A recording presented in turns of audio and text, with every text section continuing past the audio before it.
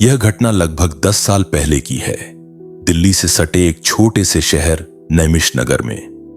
नैमिषनगर में दो तरह की दुनिया एक साथ रहती थी। एक तरफ शहर का वह हिस्सा था जहां बड़े बड़े बंगले थे, चौड़ी सड़कें थीं।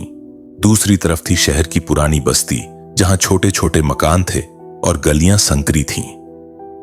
इन दोनों दुनियाओं के बीच एक पुल का काम करती थीं घरेलू नौकरानियां। वह सुबह पुरानी बस्ती से निकलती और शहर के अमीर इलाकों में काम करने चली जाती।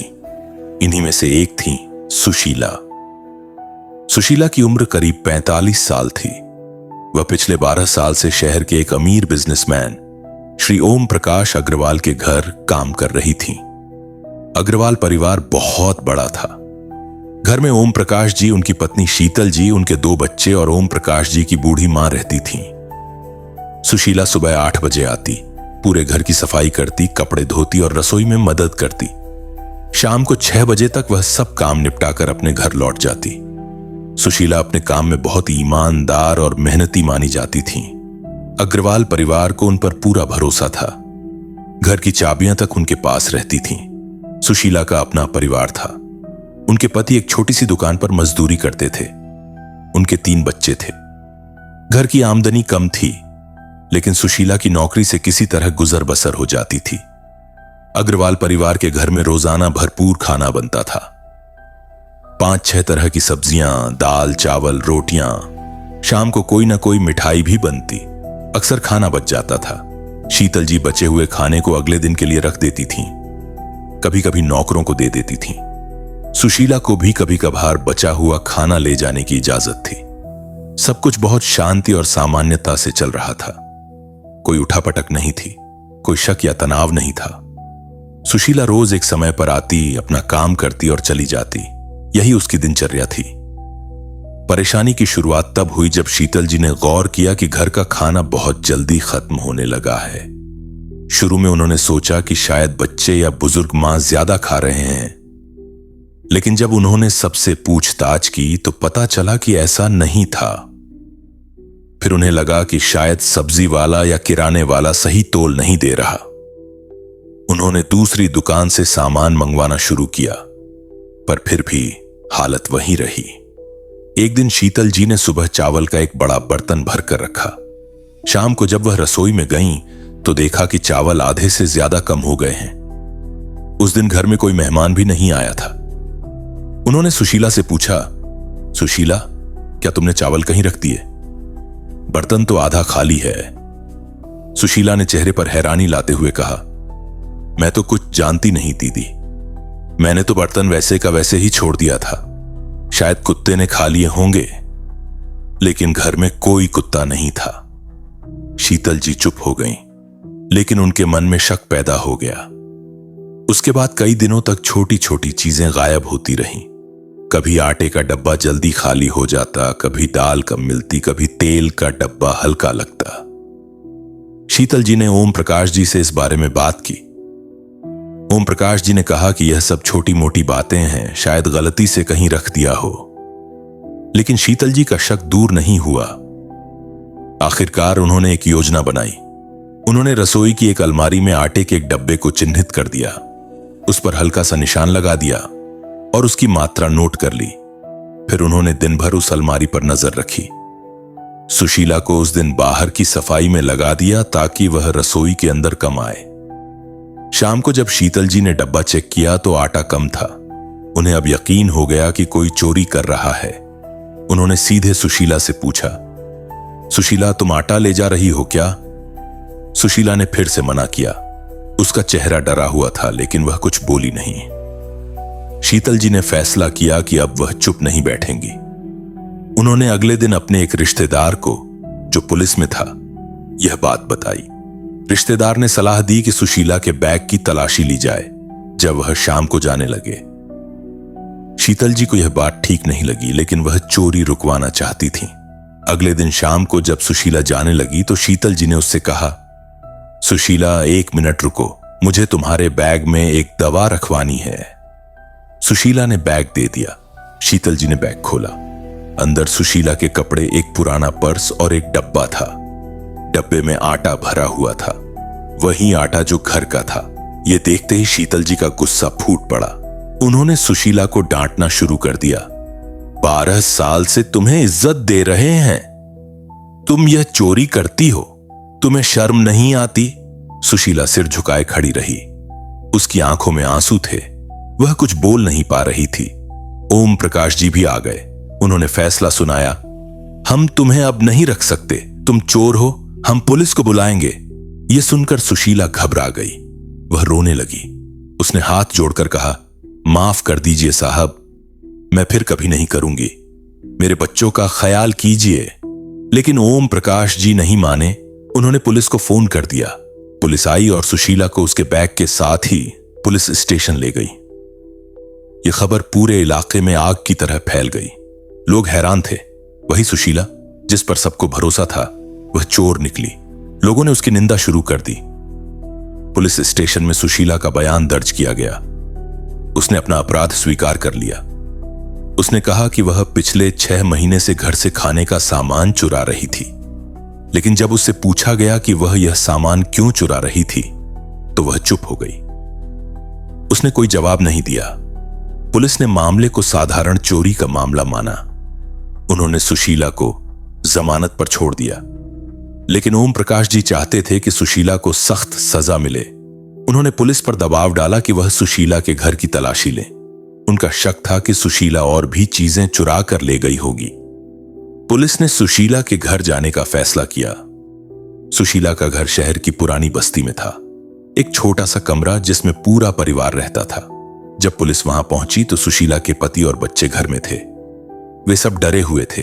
पुलिस ने घर की तलाशी शुरू की। घर में कोई कीमती सामान नहीं था, बस गरीबी थी, फटे हुए चटाई, पुराने बर्तन। लेकिन फिर एक पुलिस वाले ने देखा कि घर के पीछे की तरफ एक छोटे से आंगन में कुछ बच्चे बैठे हैं। वे बच्चे अलग अलग उम्र के थे, करीब 8-10 बच्चे। वे सब एक बड़े से थाल में से खाना खा रहे थे। खाना देखकर पुलिस वाला चौंक गया। वह खाना कोई साधारण दाल रोटी नहीं थी, वह बिरयानी थी। ठीक वैसी ही बिरयानी जो कल अग्रवाल के घर में बनी थी। पुलिस वाले ने सुशीला से पूछा, यह बिरयानी कहां से आई?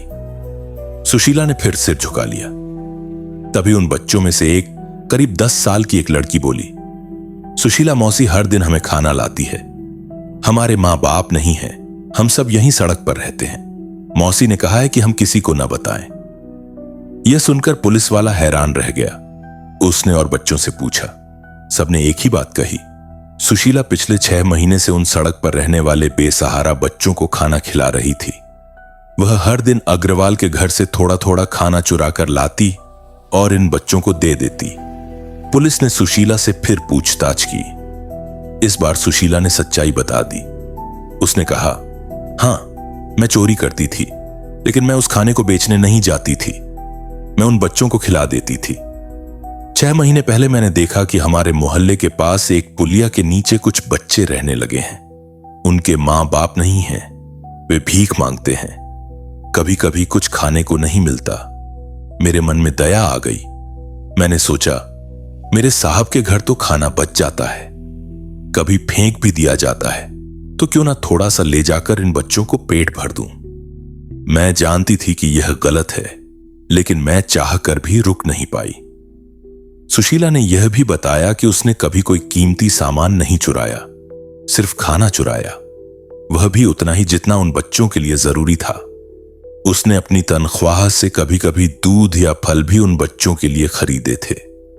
पुलिस ने इस नई जानकारी को रिपोर्ट में दर्ज किया। उन्होंने उन बेसहारा बच्चों के बयान भी लिए। बच्चों ने बताया कि सुशीला मौसी उनकी रक्षक हैं, वह उन्हें खाना देती हैं, कभी कभी उनके फटे कपड़े सीती हैं और उन्हें पढ़ने के लिए कहती हैं।